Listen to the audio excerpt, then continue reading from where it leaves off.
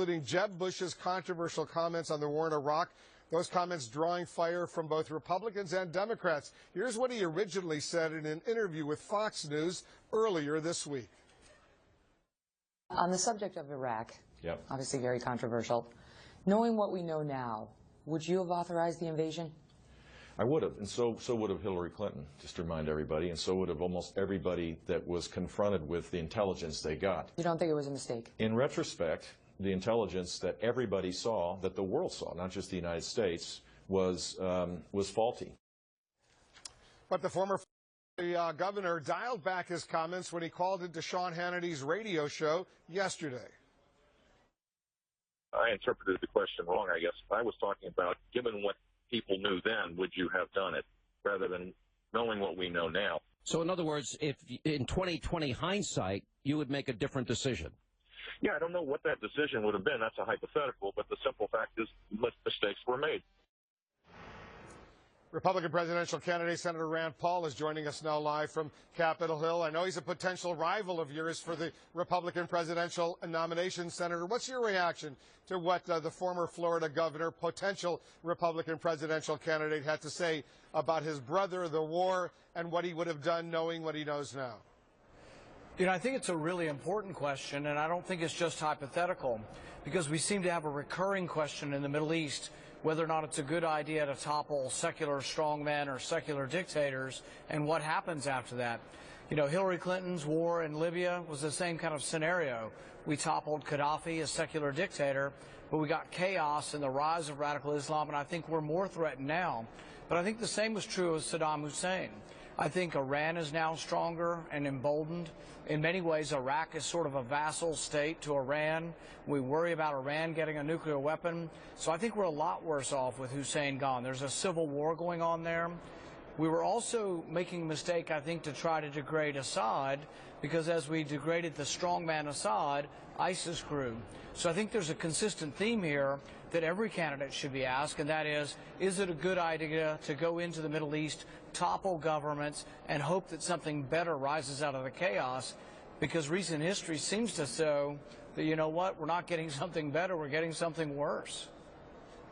I guess the point that Jeb Bush was trying to make, you're president of the United States in 2003, the vice president, the defense secretary, the CIA director, the secretary of state, they all come to you and they say, Mr. President, our intelligence shows us that Iraq has stockpiles of weapons of mass destruction. Remember, this is not that long after 9/11.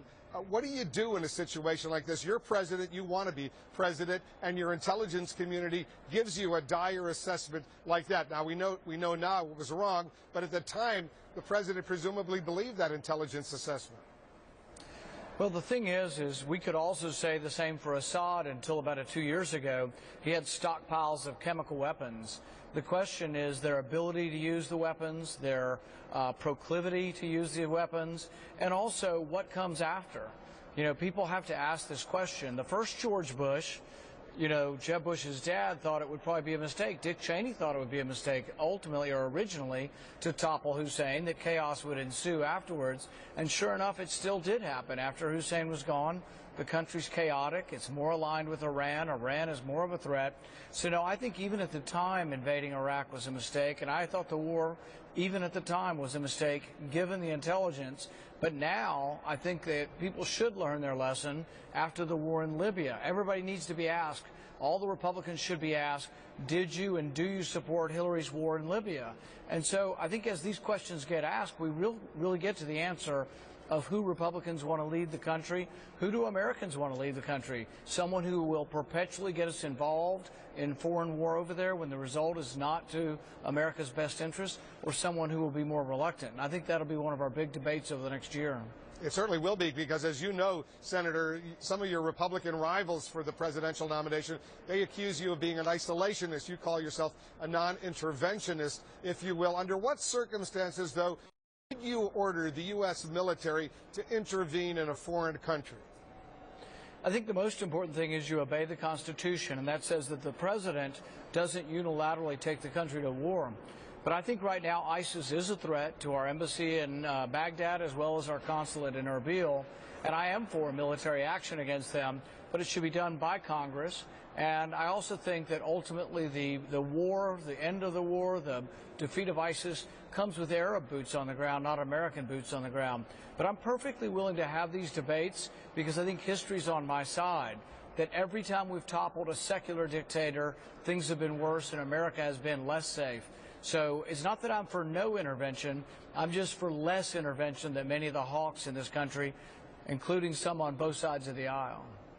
This is going to be a huge issue in the debates. I know that you have very strong positions on this. A quick question on North Korea, Senator, while I have you. Now, these reports, you've heard them, that the North Korean leader Kim Jong-un has ordered the execution of the country's defense minister. Not only that, but in front of hundreds of people with anti-aircraft fire, if you will. What's going on over there? You know, I don't know that we all have the whole picture, but what we're hearing is horrific. And I think there's every evidence that we need to work with our allies, work with China to see what we can do to get stability in North Korea. I think China still has a great deal of influence, more so than we have, and more so than anybody else probably in the region has. But this is a good reason for us to be working with China to try to get a good outcome, because I think it's not good to have, potentially mental instability in a leader running a country with nuclear weapons. How's your campaign coming along, Senator? Very good, very good. Well, the best thing, the news I think that we have is that in purple states, battleground states, we're the only Republican leading Hillary Clinton, and I think that shows that we can be a winnable candidate. Senator Rand Paul of Kentucky, thanks very much for joining us. Thank you.